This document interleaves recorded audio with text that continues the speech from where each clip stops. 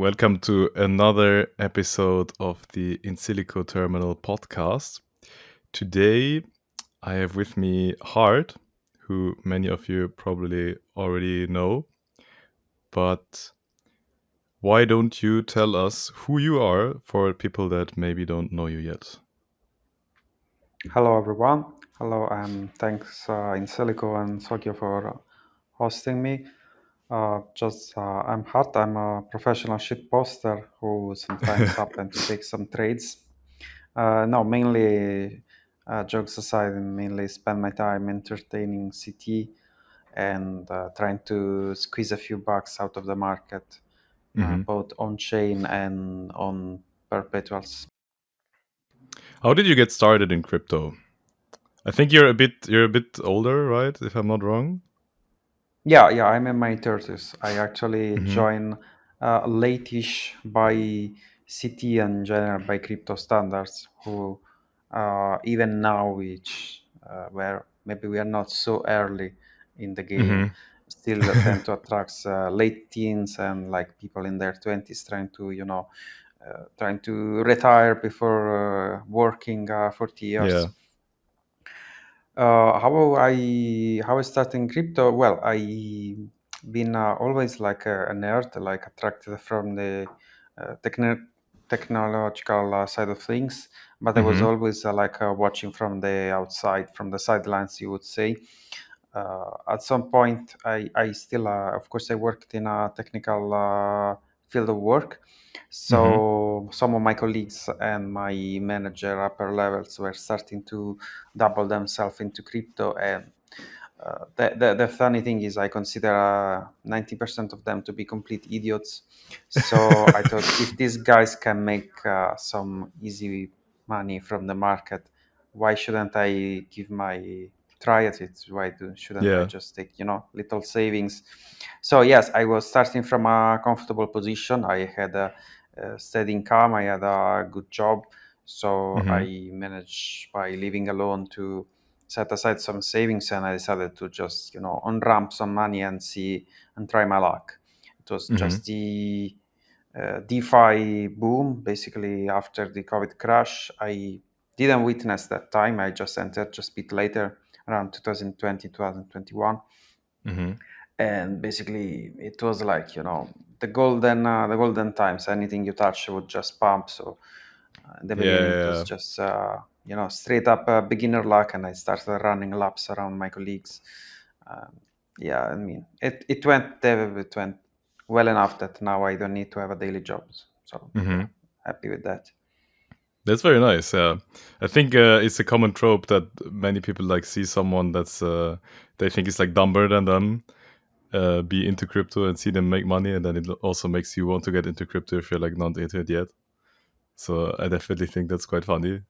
Did you already have like any like what you played around with DeFi back then and all of that stuff? Did you would you call what you did like trading? Did you already have any kind of strategy, or you were just like basically buying anything and it would just go up, or how did that Oh go? yeah, so for the first I think full year or so, even more than a year, I wasn't trading per se. I was just what now people would be called trenching or degening. Mm-hmm. I was simply on chain on Binance chain, another chain on Ethereum mainnet, and just buying bags and waiting for them to pump and then selling them higher and Mm-hmm. buying other bags. It was 100% spot on chain. I didn't know, like I wasn't charting. I wasn't like doing any technical analysis. I wasn't absolutely using any like trade instruments like perps, options, zero. Like I was Mm-hmm. completely like just using the progenitors of the dex screeners and other tools to just have a list of coins and buy and sell and buy and sell, lose here and win there, and so on Mm-hmm. and so on. So what made you get into perp trading, and how did you get started with that? Um, Sorry, could you repeat the question, please? How you got into perp trading after playing around with on-chain stuff? Yeah, funny enough, I many people start with perps because they think they have too little money and they want to use leverage to multiply Mhm. it. For me, it was a little the opposite. I was very happy playing just spot. And at some point in 2022, it was the first instance of bear market that I was experiencing, Mhm. and I told myself, like prices are going down. I cannot make money by price going down with spot, but if I Yeah. play perps, I can short. It's a classical noob trap. Like, oh yeah, I can make Mhm. money both ways. Even if it goes down, I can just make money with shorts. So I had comfortable for my for my standard and for my speed of accumulating. I had a good size, and I was like, okay, I Mhm. would just take short like 1x or 2x maximum, and just treat it as inverse spot investments. Yeah.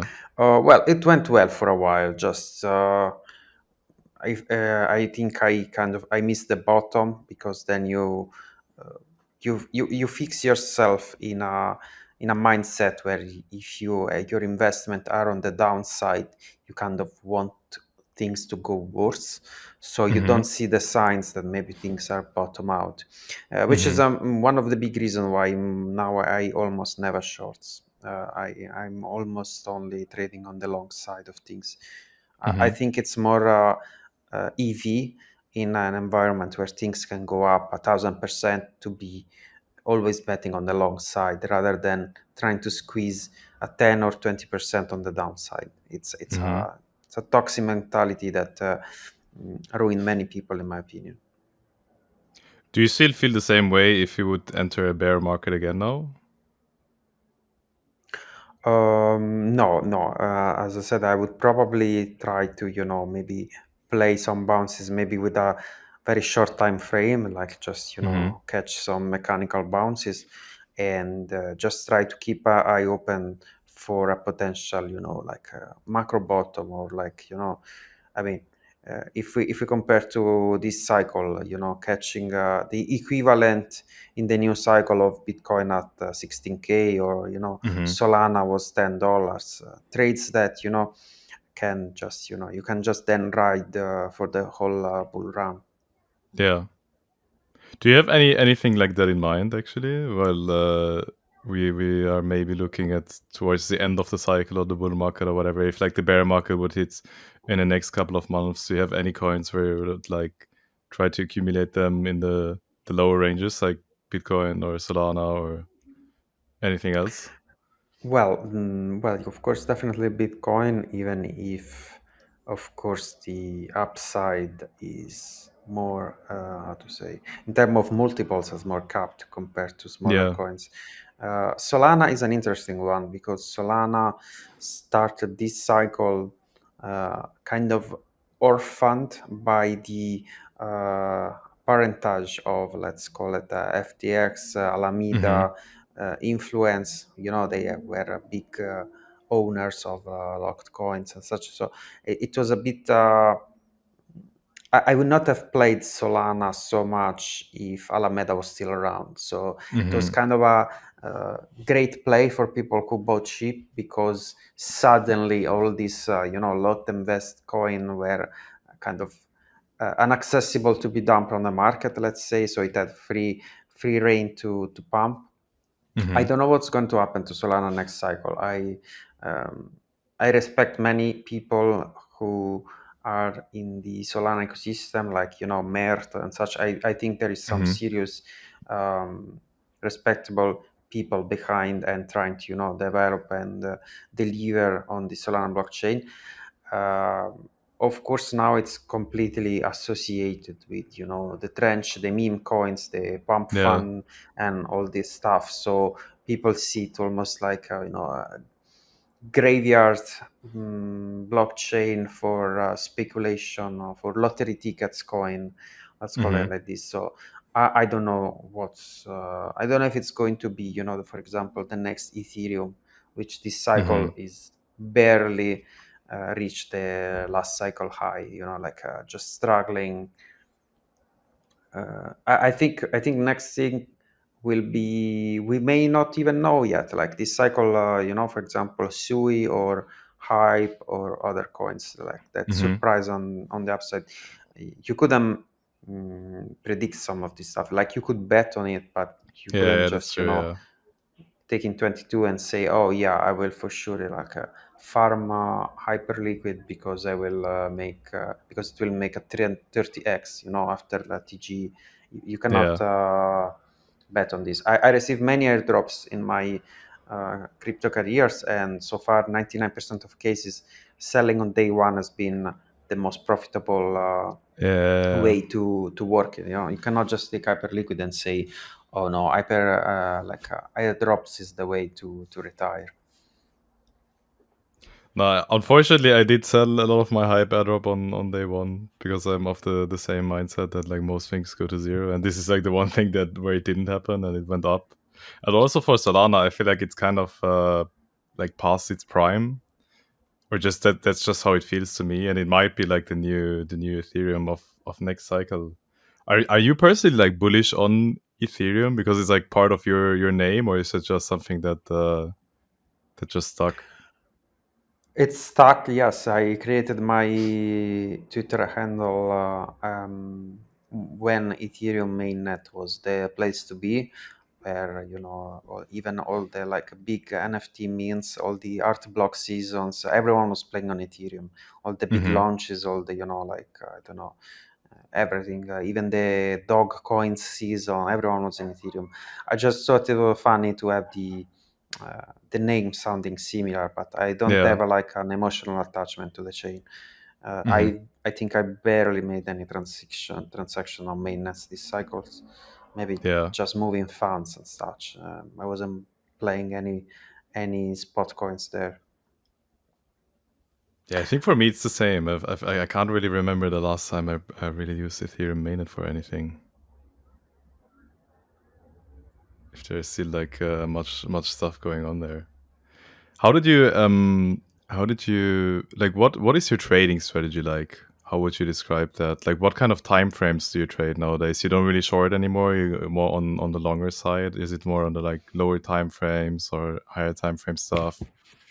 Yeah, so if we're talking perps, if we're talking like, for example, how I use Insilico or how I trade perps with my Hmm. on a sex, I mostly operate right now on the 1 hour and 4 hour time frames.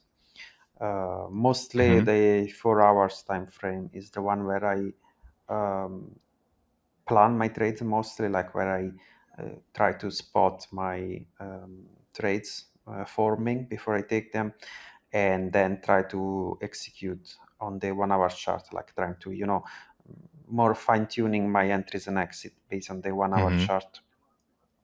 When I started, I was a much lower time frame, but I feel that either you have a very fast scalp strategy, so you're really in and out in the same 5 minutes or 15 minutes candles, Hmm. or you tend to be mm, influenced by a lot of white noise. Like the chart can do a lot of stuff that in the end of 1 hour candle it doesn't amount to much. Like it can um, kind of influence your bias too much on the lower time frame, Hmm. where if you spot an opportunity on the 4 hour chart, you shouldn't spend time on the 5 minutes chart watching your Yeah. position.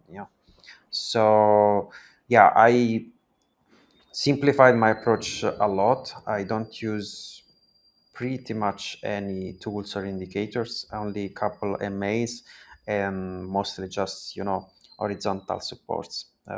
Hmm. Like really the basic of the basics, like supports, resistance, trying to see if we are in a range or if we are in a trend. I like to trade stuff which is trending. Like I try to Hmm. I'm a strong believer of strongly curating your watch list. I constantly prune coins or add coins based on recent trending. Like, if they really broke out from a range and they are trending Hmm. upwards, I want to trade this. I want to ride them.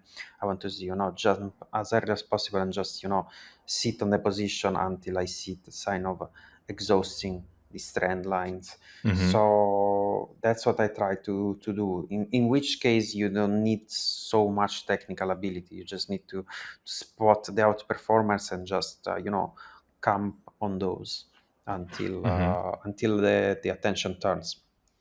Recently, it's more difficult because attention is rotating very fast. So, for example, Yeah. you have coins like I don't know, like recently we had this like perp meta, and 1 week later your watch list was completely useless. Like all Mm-hmm. these coins were down 20-30%, and other stuff. Like if you're not quick to rotate this meta, then you need to have another approach. Yeah, like you need to have your old faithful coins that like your hand, and just trade those charts because you know them by heart.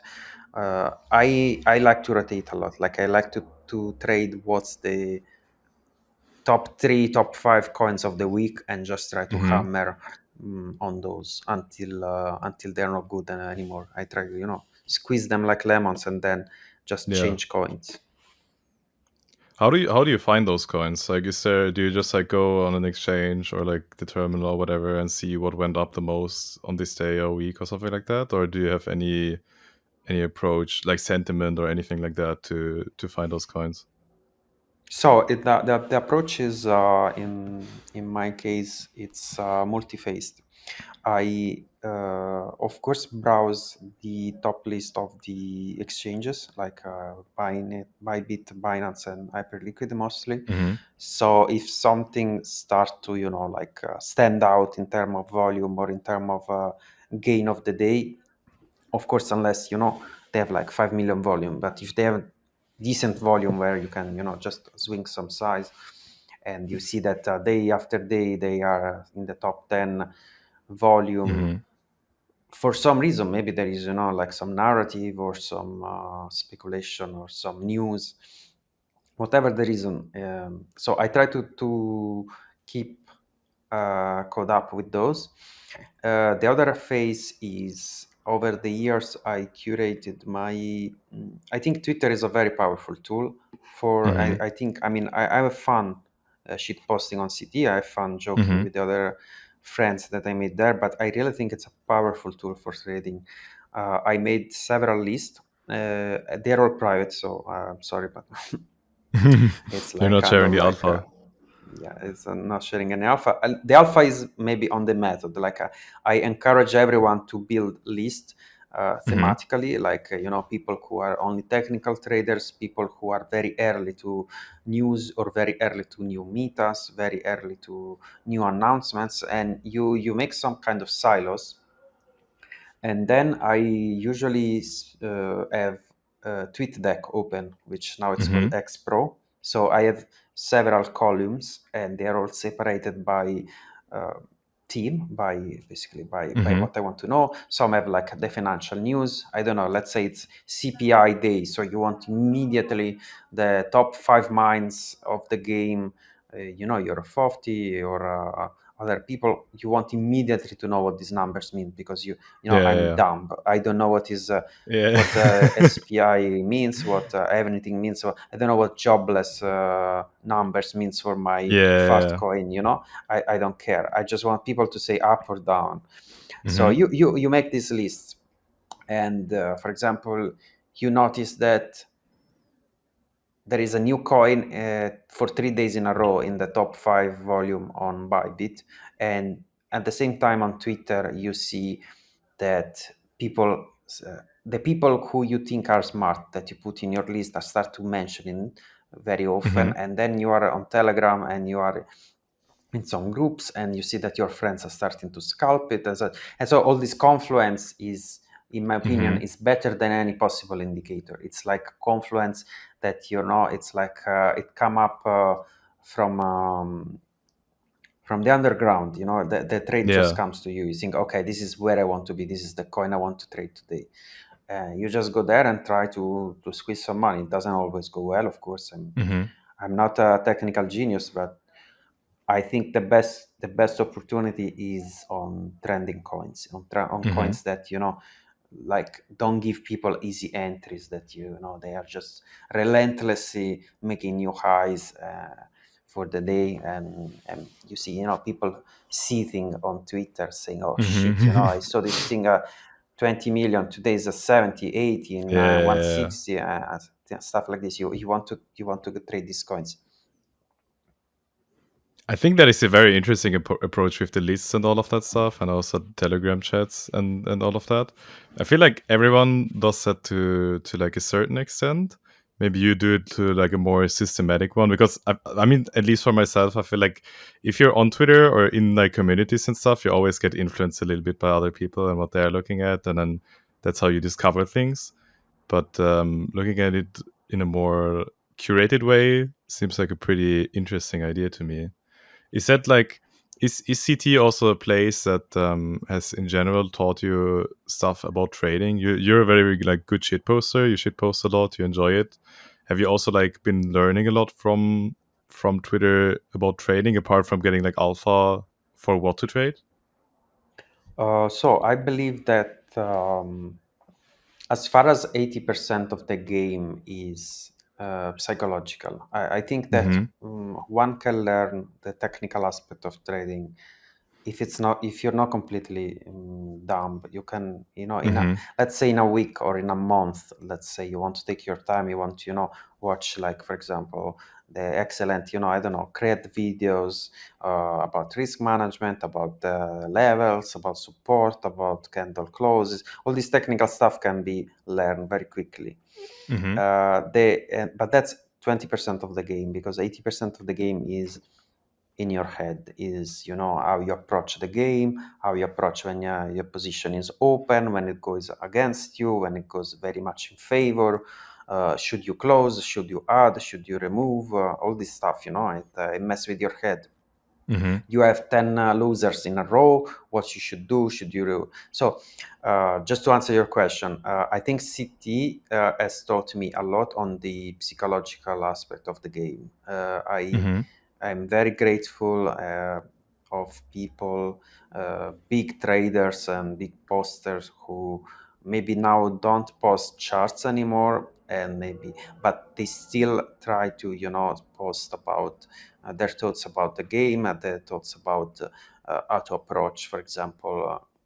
I don't know, even recently, just to make a recent example, with this last big crash day we had on October Mm-hmm. 10th, some big accounts share some valuable insights, in my opinion, where, you know, they explain what many people maybe go through, but they cannot put into words, and Mm-hmm. there is always someone better than us to explain things that maybe we feel on a subconscious level, but we cannot. Yeah. We are not the same. We don't have the same ability with words to put it into the written Mm-hmm. form. I enjoy the new format, the recent format of Twitter articles. They Mm-hmm. Yeah. Yeah. express, even people who maybe would never think about opening a blog. Now they are maybe more motivated, to post in a longer format. I think it's very, very useful if people Mm-hmm. uh, try to pay more attention to this side of things. I think people are, of course, attracted to the drama, to the jokes, and Mm-hmm. to the bull posting. I mean, like, for me, if you post, for example, about a coin, and you put, you put a little magnet on a chart and you say, see you in 10x, there's not much Mm-hmm. signal there. But if you say, Yeah. for example, if I see 3 or 4 very smart players, and I see them coping that a coin is going away without them, that to me is a signal. That to Mm-hmm. me is a signal that maybe these guys will probably jump soon on the wagon, and maybe I want to be there with them. Or on the other side, if they all agree that, for example, that opportunity is gone, and they say, okay, on to the next, if you see that they are collectively moving on, that's also signal that Mm-hmm. maybe they are seeing sign of exhaustion that you yourself could not see. Like, maybe Yeah. you want to, fully believe, because maybe you have, a large per position in profit, and if they say, oh, but now it's already, I don't know, 2.5 billion FDV, it's time to, if I was there, I would close and such. Sometimes it's useful to also have a reality check, to if you see smarter players than you, say, oh, I missed this opportunity and now it's gone. I look to the next, and then you think, oh fuck, but I'm there. Maybe it's time I close. Maybe it's time I realize some profit, or so on. Or if you were, thinking to increase your position, maybe you say, no, wait, maybe let's see how the next daily close or whatever. So yeah, it's very, very useful. I'm very grateful that people still post on Twitter, even if some of the how to call it big legends maybe are not so active anymore. We don't have, of course, anymore like post by GCR. Even people, for example, like Haas, the Saudi cat. He was Aslan, posting yeah. extremely intelligent and valuable content. He's Yeah, very yeah. inactive recently. It's a pity, but there is still plenty, in my opinion, very valuable content to get from CT. Yeah, I think that's interesting. I feel like I've talked with many people on this podcast already about the state of CT and the quality, because I think it has gone like down a little from back in the day.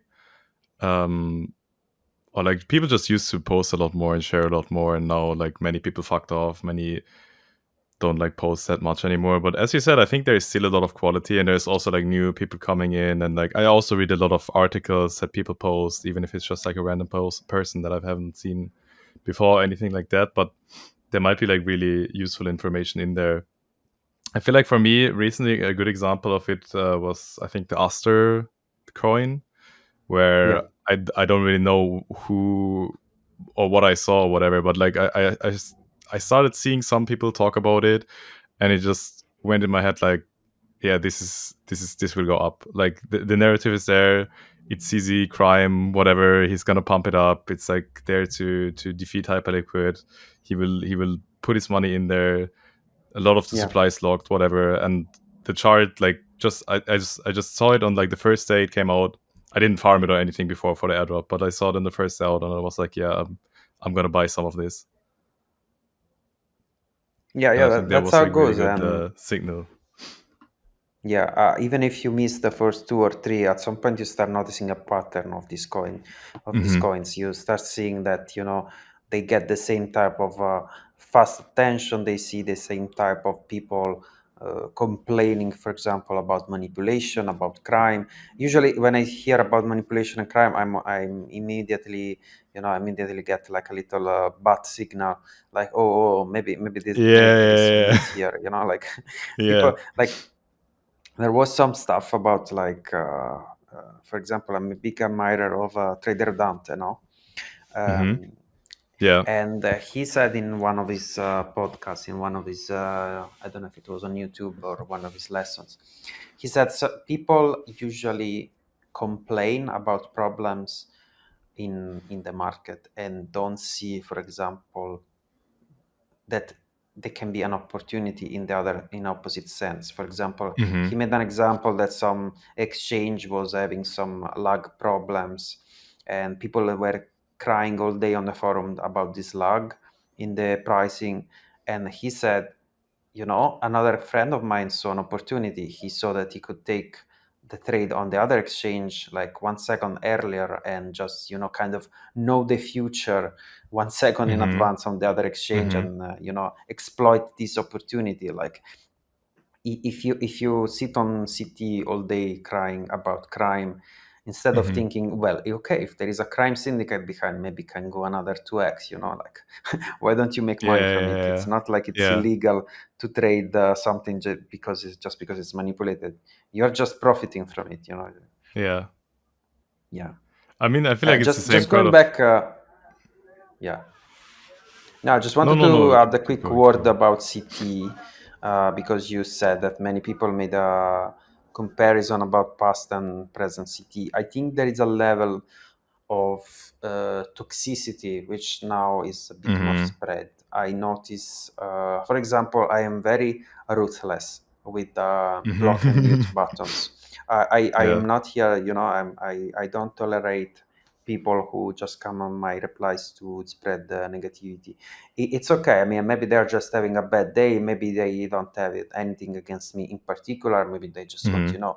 to vent frustration and such. But I they're not entitled to my time and to my attention. So Yeah. I'm extremely selective, and for example, I notice many times that people complain about, oh, this and this post so viral, and all the drama about this, and then I go and I see that the post they are quoted is from someone I muted or I blocked Mm-hmm. years Mm-hmm. ago, and I'm like, okay, but if you're not doing yourself the selection, if you're not Yeah, yeah, filtering the garbage, then of course you will always have a shitty experience. Like, yes, there is a lot more toxicity, but as far as there is still value, I think it's on you to create like a more curated garden of what you want to see on Twitter. yeah. Mm-hmm. No, I can definitely see where you're coming from with that one. I feel like, especially since you have a bit of a bigger account, and that is something that I have noticed as mine has like started growing. Like the bigger your account gets, the lower quality, or the more low quality people you attract. And I don't really like block people or mute people or stuff like that too much. But I mean, I just post a lot for my own enjoyment, and it's like it's just annoying sometimes when people are just making very stupid comments or very stupid replies. But I guess that also just comes with Twitter in general and stuff growing and new people entering and whatever. I think you can't really do too much about that, except like as you said, curate your own experience and see um, what you can do with that, how you can gain alpha from that, how you can gain value from that, and then also contribute your own value into that. I wanted to ask, like, because you talked about the role of psychology, um, what what has like helped you over your journey to improve your view on that, or your handling of the psychological aspect of trading? First of all, I would say, well, of course, the bigger one is the experience itself. uh, Mm-hmm. you need to go through some stuff which you can have the whole world telling you about some mistakes, about some uh, mindset mistakes, or even technical mistakes that people keep repeating, until you smash your head against it. I think you will not learn it, so you need to go through it. You need to uh, I think see how it feels to be six figures in a red on a position, and then you see uh, what you're made of. You see if you're calm, you see if you're Mm-hmm. if you have anxiety, you see if you can sleep at night with a perps position open, you see if for example you are how you move on from a loser, for example, Mm-hmm. how you react where you're euphoric, when you close a month, when you are up 300x on your coins. If you tend to do like more mistakes because you are completely you think it's just house money, and you just waste it on every new launches and whatever. So you learn Mm-hmm. some stuff only by going through it, but I think there is also some books which I'm grateful for. First of all, actually, before I talk about the books, I should say some people in the space which I greatly admire and respect, and I think they taught me a lot about also the psychology of trading. One is Mm-hmm. Dante, as I already mentioned. Yeah.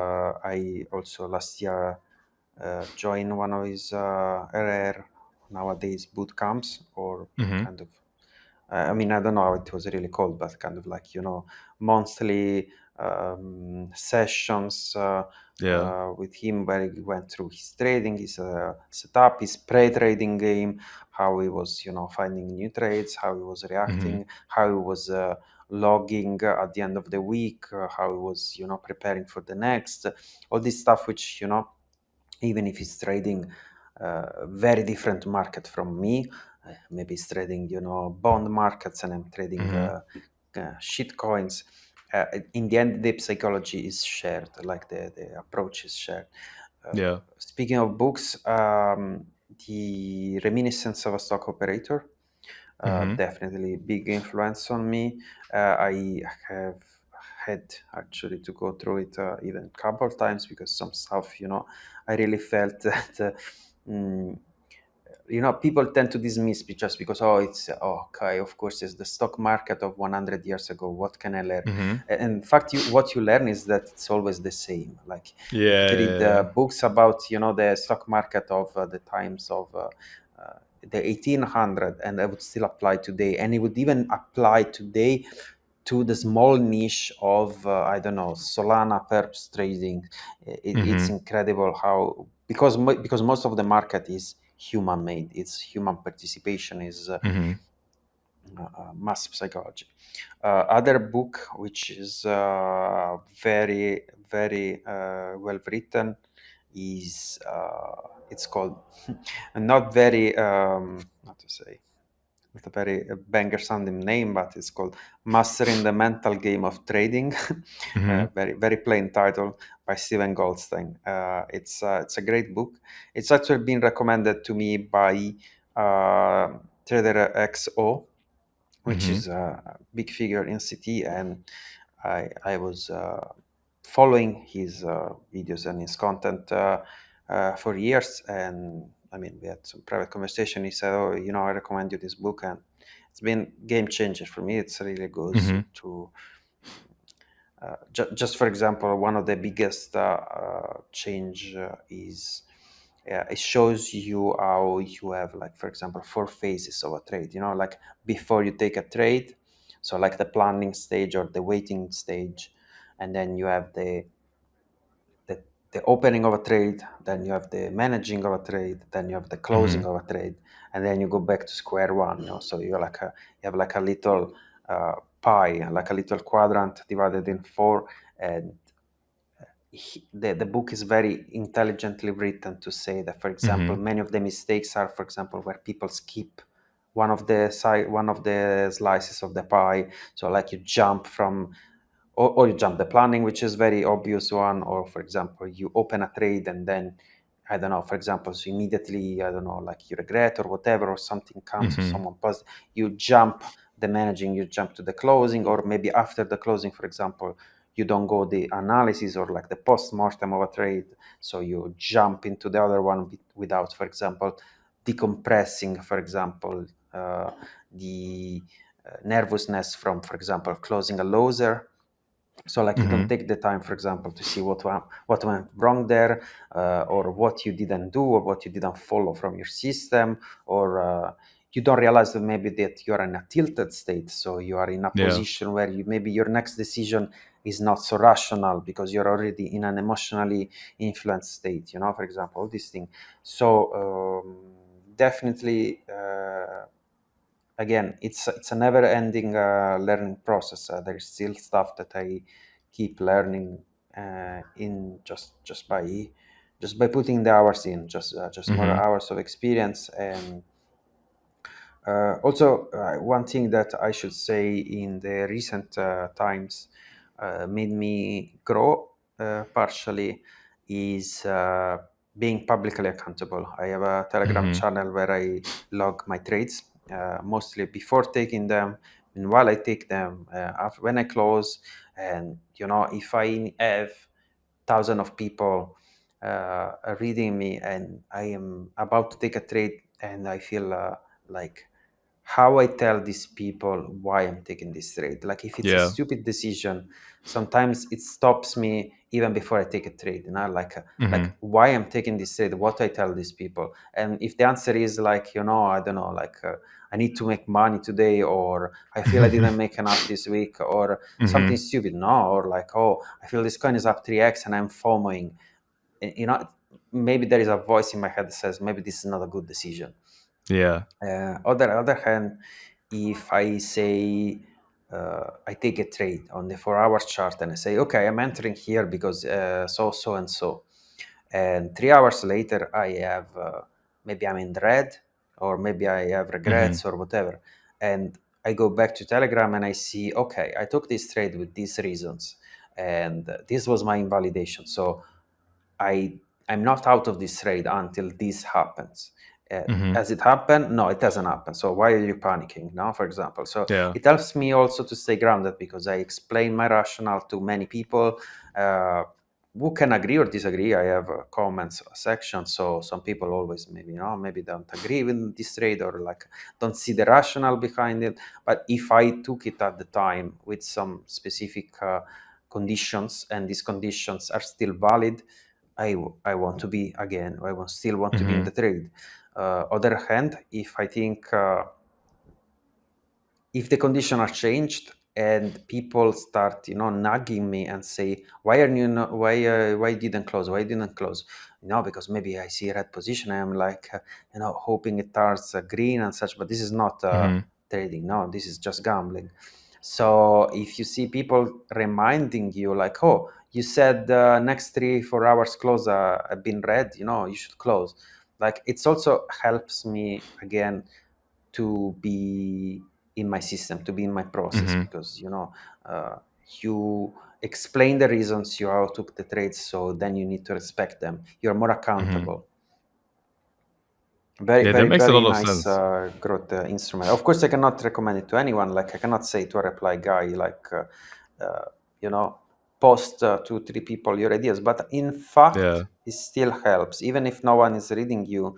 Even if you want to have, you can make a private Telegram channel or private Discord and just use it as a log, not just of the trades that you took in the past, but really more like a live trading blog. Like, okay, today it's Monday, market open. I see a dive down. I don't trust it. I want to bet on, like a reversal in the next 15 minutes. You take the trade. 15 minutes later, it's still going down. You look at your log entry and you're saying, okay, you were betting on a reversal in the first 15 minutes. Get out. Like it helps you. It helps you keeping accountable even to yourself, even with no audience. It's basically like keeping a trading journal just for in your position even better, with also like public accountability and also feedback from other people. Yes, I think the live part is essential because some people, well, most of people don't log at all. Some people log only at the end of a trade. But what this miss is for example, the emotions you feel during a trade, or the emotion you felt when you had a cold mind, you were out of the market, you were completely flat, you had a very unbiased approach, and you said, okay, I want to take this trade for these reasons. So this is probably the one you should trust the most, because it's a photography of your mind with no position open, with a clear picture of the chart, and saying, this is what I want to see and this is what I want to do. And later on, when you have like 6 figure, 7 figure position, and you are maybe emotionally involved in a trade, either because you're in big profit or because you're in a big loss or whatever, you can trust less your judgment, of course, even if you're a veteran, even if you're a professional. In general, your words before taking a trade should be intuitively more trusted than what you feel during the trade. So if you write it down somewhere, you can kind of go back to it as a reaffirmation or actually invalidation. Yeah. So it works in both cases. Like if it helps you keep in the trade because, for example, conditions are still valid, or either as a wake up call saying, oh, you said that you were out of, if this and this happened and it happened, so you need to get out. You should not hope for a reversal. You should not hope to turn this PNL green. You should just get the fuck out. So it's very important, and I think not many people do it. I see people, for example, like Ponzi or Rookie. Some of these people have kind of some different form of kind of live journal, and then they keep themselves accountable. And in fact, there are some of the people who even post, like negative PNL when trades go wrong, which is not something that everyone does. Yeah. Yeah. So it helps. It helps a lot. I'm very grateful for this uh, initiative that I took of starting to log my trades. Yeah, it sounds very very good and very helpful. Are there any particular events or trades or whatever that you remember that taught you these kind of lessons? Like, for example, last week we had, I guess, one of the most traumatic events, if you can call it that, that has happened in like a very long time, where liquidity basically evaporated on a lot of stuff and it went down like a huge amount, like 50-60% in a couple of minutes, and then like recovered back up, and many people got hurt by that, and then probably like lost their accounts and got basically destroyed and wiped by that. Have you ever been like liquidated fully, or has there ever been any traumatic events that you have learned from in the past? So I will start from the end. I've never been fully liquidated on my whole net worth or whole margin that I have in crypto. First of all, I always select maximum amount, let's say, of deposit on exchange that I allow myself to trade with. So I Mm-hmm. never been a guy, one of these guys. When I read, for example, horror stories of people keeping their entire stack on FTX before the collapse, for example. Yeah. Okay, I've never been like this from the beginning. Like for me, maybe because I started on chain, but for me, my money should sit in wallets, hot wallets, Mm-hmm. cold wallets, doesn't matter. But if I want to trade on Bybit or Hyperliquid or whatever, I know that I kind of have like an agreement with myself. I don't know, like Mm-hmm. let's put 50K on this exchange, and this is the amount you trade with. If it grows, it grows. If it goes down, if it goes to zero, maybe you take a break, whatever. But it's never, you don't ever have all your eggs in one basket. Yeah. It's both anti-systemic risk, but also anti-gambling risk. Like Mm-hmm. I cannot say that we are all immune from gambling tendencies. Of course, Mm-hmm. even if you want to call yourself, professional trader, we all have. It's very easy to turn it anyway into gambling addiction. So, Yeah. for example, last year I had a rule, for example, that every week, if my Bybit account was over a certain threshold, I would withdraw whatever was over that threshold. So next week, Mm-hmm. next Monday, I would restart with basically the same amount. I will not compound every week the gains. And if, for example, I was under that line, I would simply not deposit more. I would just, keep Mm-hmm. trading with what I had, maybe reduce positions sizes for the next week going forward. So I try to, like regulate it this way. About big lessons, well, like I said, big lessons was for me change my approach about shorts. Like I did quite well in the 2022 bear market, but then Mm-hmm. I was very, very slow uh, to pivot when things started going up, and I feel I missed some very good entries, or not only about new numbers, but especially about changing mindset, about seeing Mm-hmm. that maybe conditions were good for bottoming, and maybe from there just look more for opportunities um, of longing, or at least buying spot and riding. I was still for a while in a mindset of, okay, this stuff will retrace, so I just wait Yeah. a bit and then short it, and then to just keep going and going, and like at some point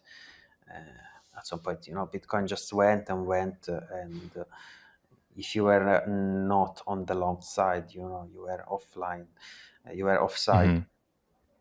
So that was one big lesson. Other lesson, as I said, I kind of gradually grew into this approach of keeping my amount of margin more or less constant. Like I realized Mm-hmm. that, for example, by mistakes, by losing money, of course, by mistakes, I realized that if I go over a certain amount, on of margin, no matter my current net worth or my past net worth of my peak net worth, It doesn't matter how much money I think I have.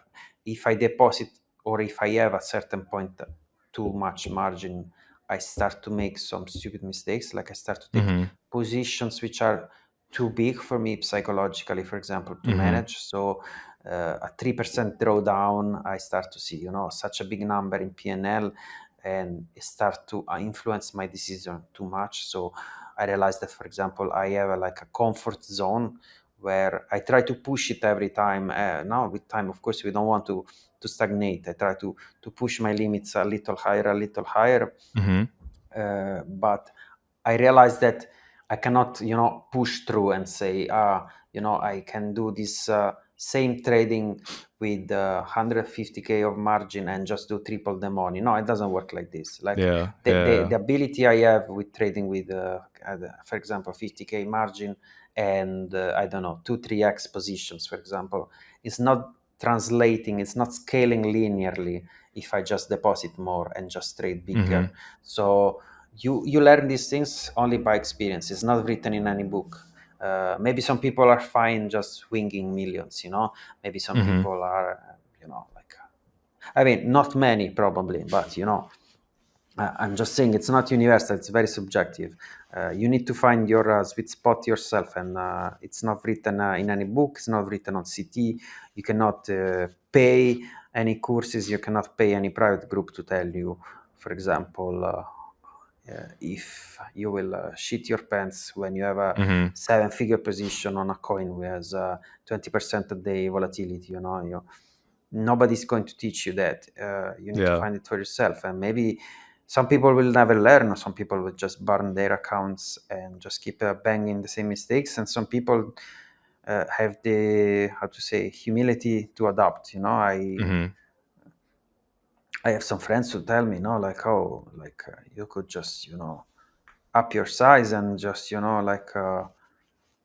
know, like, for example, I know that I cannot push through linearly with my size. So, for example, I try to grow, but I try to grow incrementally a little more. I try to get used to swing bigger positions, but I know that doesn't work so easily if I double my size tomorrow, because I will just, be in a complete emotional mess. No, that makes a lot of sense. Some people don't want to learn truth about themselves. Some people don't want to learn. Some people don't want to admit to themselves that maybe they have limits, or that they have, I mean, we all want to be heroes. We all want to nail this 100x. We want to retire in 6 months. I mean, some people don't want to, for example, accept that retiring in 5 years is incredible. Some people will work 40 years and never have anything to show off.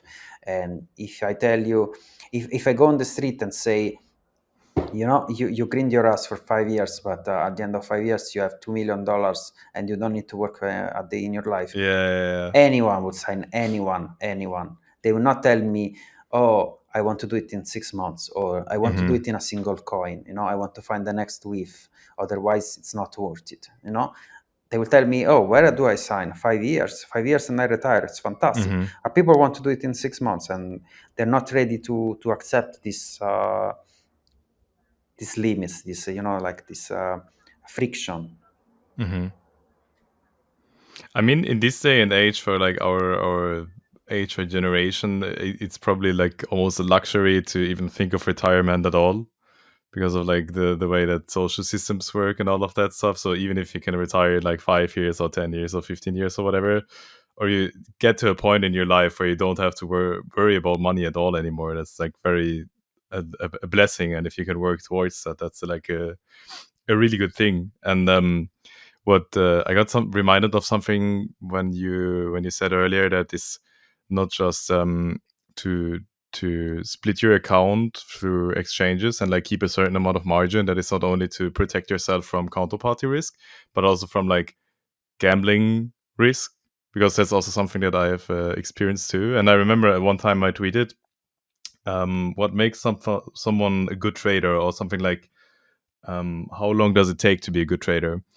And someone replied that it's a never-ending process. Like it's basically something that just always keeps going, and it's never you never get to that point where you're like a good trader because you have to do it like every single day, or you could lose it all. Like you could just make one stupid decision. You could like up your size, up your margin, and trade with bigger size than you are able to handle, and then just like lose everything that you've worked for before. Yeah, that's a very good insight. Yes. I'm wondering, what kind of venues do you trade on? Do you have like I feel like it's almost already a bit too late because the perp dex meta kind of died down already again after the market it got basically wiped. But do you have like any opinion on Hyperliquid, on new perps dexes? Do you have any like preferred venues that you trade on, or like any insights in what you think the future of crypto trading will be like? Don't have very like strongly held opinions. I am mostly my most of my volume is done nowadays on Bybit and Hyperliquid. Mm-hmm. Bybit, I again instead of Binance for simple geolocation reasons. Like at some point, Binance futures were not available anymore in my country, so I Mm-hmm. simply pivoted to Bybit, which was less restricted, even if it was, KYC. And also, of course, for liquidity reasons, it didn't make sense for me to go to smaller exchanges where Mm-hmm. there is not enough volume or maybe books are too thin. Hyperliquid, because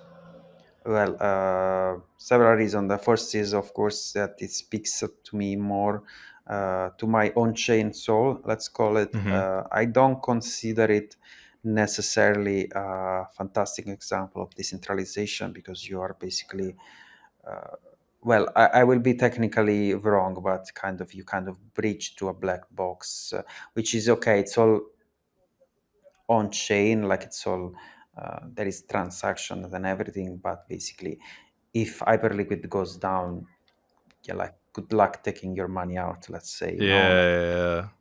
Like it's not executing on Arbitrum itself, so Mm-hmm. I don't know, I don't want to paint a black swan scenario. I'm just saying it's almost like depositing to a CX, so a Yeah. centralized exchange. I don't want to go too deep into the technical reasons. Anyway, it still makes me feel that I'm kind of trading with my own wallets and nobody asked me to KYC and nobody asked me to Mm-hmm. on ramp or off ramp, and there is good enough liquidity, at least for the major pairs. So they are also fast to listen to list recent narrative coins. So it's usually it's a good bet that if you have money on Bybit and Hyperliquid, you will be early enough to new listings. It's Yeah. enough to catch or on one side or the other or both.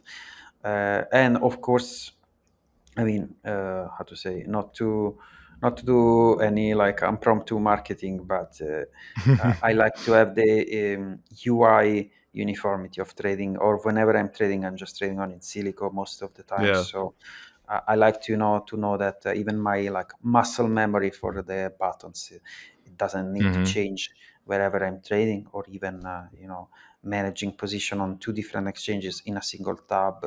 I mean, this type of convenience, I will not. For example, I don't know, like I didn't farm lighter, just to make an Mm-hmm. example, because I feel whenever I decided to approach it, I felt it was already a bit late in terms of points emissions, Yeah. and I feel it's been already like over farmed, or anyway, like it's like a bit too late to the game. So didn't make much sense. I am keeping an eye for other smaller new perps, but I think I will wait where market is in a better situation right now. Mm-hmm. Right now, I mean, like I've been, except spot movements, have been flat since the big Mm-hmm. crash. I'm not in a hurry to redeploy anywhere for perps trading.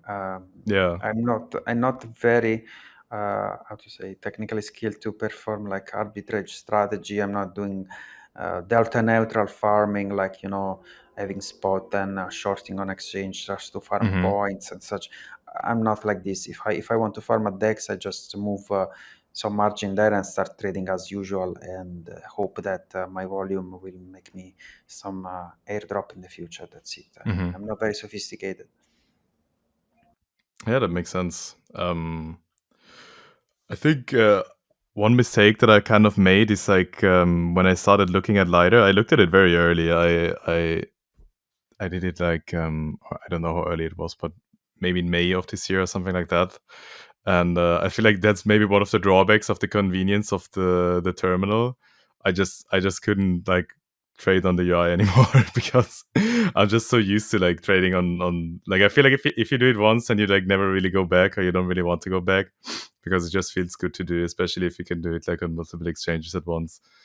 And it's kind of a regret of mine because obviously like I mean I don't know what the points are worth now after whatever happened, but I guess it was an easy thing to kind of farm, especially when there's zero fees and stuff like that. And I mean, OTC, they're still going around 70 something dollars even after I the see, I see. recent debacle. So Yeah, I don't have that many. I have a bit, so that's I'm still happy about that. But yeah, is there what how do you use the terminal for execution? What is like some of the things that you like can't live without or anything, or is there like anything that's like a favorite feature you have or something like that?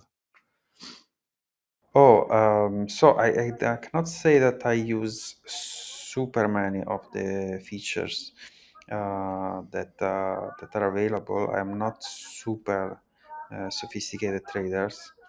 But what I like is, well, first of all, I like the thing to have several charts at once, and Mm-hmm. it gives me also the opportunity to have more charts of the same coin, for example, on different time frames, which is not so easy to do on many platforms. I like especially the way to manage positions open, for example. So like all Mm-hmm. the little options in the position window to manage trade, like to close partially, to close 25%, to close 50%, and to close in a certain way, like or completely at market, or to make a twap, or to scale down or whatever. I would like to say that I like the chase feature a lot, but I Mm-hmm. cannot say that in fact I use it so often or so successfully that I mostly try to put some chase, for example, stuff or stalk stuff, and then I lose my patience Mm-hmm. and I just mark it in. I'm very I if you see my fees log, it's embarrassing. I am very unbalanced towards market trading. Yeah, Like taker I fees are, see. I think 65 70% of my trades are taker, both Mm-hmm. in entry and exit. So it's not super sophisticated. What I like is, I don't know, little quality of life things. For example, pre-selector of size in my place Mm-hmm. order windows. I like the nuke buttons. Like sometimes I feel Yeah. like I want to. I have 2 3 position opens and I want to just nuke them completely, or Mm-hmm. nuke all my orders because maybe I feel like a big volatility movement is coming, and I feel like all my limit orders are like too old, or like I feel that they're going to just get uh, smashed through by the market. Mm-hmm. So I like the little button to immediately cancel all I need. I don't need to like sign my wallet or whatever, or like Mm-hmm. I have these little stupid prompts from the exchanges. I like straight up the how to say. I mean, again, I don't know how much is placebo or not, but like I feel that if I see a price on the chart and I click market, I feel that on the exchange itself, I feel that there is a 1 2 second of lag Mm-hmm. where I get filled at the worst price rather than on Insilico. I feel it's more like an instant feedback. So I Mm-hmm. don't know how much is the API or how much is whatever it is. Again, I'm not super technical, but just I feel that it's more snappy. It's more like if I Yeah. want to enter now, I enter now in this fucking millisecond. You know, Yeah. it's not like, and the same for exiting, of course. Like I feel it's more like there is less. I don't know. If I say slippage is wrong, but like I feel there's less discrepancy between the Yeah, I price I get what you see and the mean. price I get filled, even at market. Where I I get what you expect mean. instant fill. I think part of that, I don't know if you have to like the sounds enabled, but for me, I definitely feel that experience also, that it's like very like smooth and then instant with like the little click sound, that it's like satisfying to just have that going. And I thank you a lot for all of the glazing, obviously, and I'm also as a biased partial beneficiary of your fees. I thank you for your market fee donations. I have the Uwu sound on since day one, since the first day it's been possible Really. to choose it. I'm a big fan of the Uwu sound, the original Uwu. That's very funny. Does that never get annoying when you just hear the woo sound all Oh the yeah, of time at course it trading? does. Yeah, yeah. I mean, at some point, I have some when you have a lot of like, for example, scale orders, it starts to sound like the Agra, the Agra Yeah. sounds, but in Yeah, a yeah, Uwu yeah. mode, Oh my like in god. a weeb mode. Yeah, no, it's fun. Yeah, That's crazy. That's actually very funny. I have one more question sure. before we wrap it up. Um, what, like, you've been in the space for a while now. You are contributing, you're shit posting, you're trading, and you, as you've said, are in a position where you're quite comfortable and doing well. And I wanted to ask, like, maybe it's like two questions. Like, what do you have, like, any goals in mind, or anything where you see yourself going in the future, that you're ever going to like stop trading, or pursue something else, or if you don't, or just in general, like, what keeps you going? What keeps you like motivated to just keep doing what you do? Well, the short answer would be money. No, I'm joking. No, no. Of course, as I said, I feel in a comfortable enough position, but it doesn't mean. Uh, I feel that too many people associate the word retiring with the word like pension. Now, like you imagine someone Hmm. 65 years old just reading the newspaper at the park, feeding ducks, and just being completely, detached from society.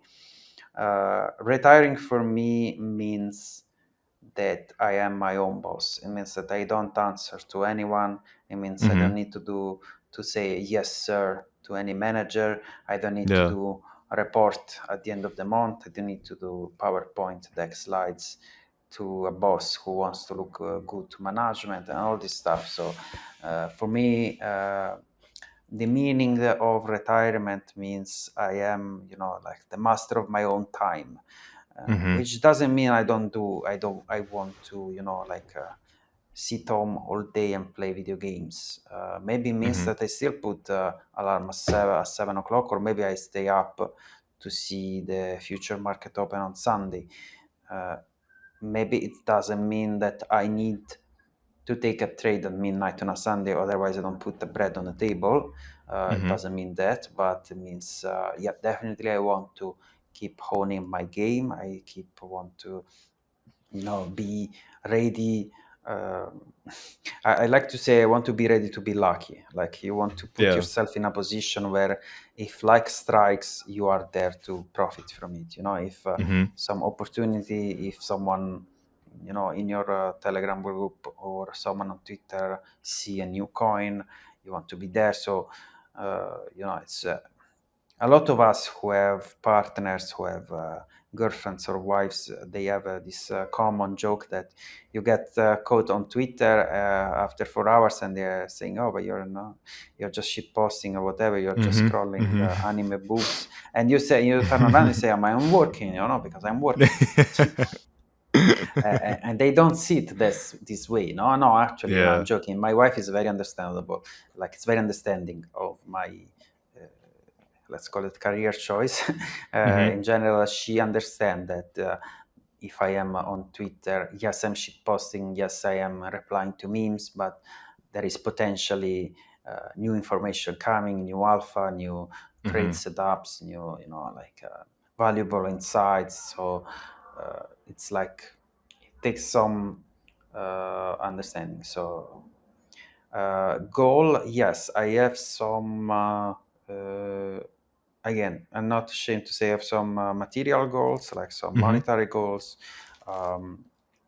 which is not necessarily a straight up number, but more like, I don't know, putting yourself in a position, for example, to say, okay, bear market is starting, see you in 2 years. Like, I Mm-hmm. can walk away for 2 years and just come back where it's a new bull run, and just, I still feel in a position where I need to kind of keep an eye open kind of all the time to the Yeah. market, because I still want to, I don't exactly reach some goal, or like, I don't know, anything like which can be not necessarily a high score number, but like more material improvements, like, improving Mm-hmm. your house, or moving to a different one, or I don't know, potentially planning a move to a different country, stuff like this, Mm-hmm. which cannot be improvised.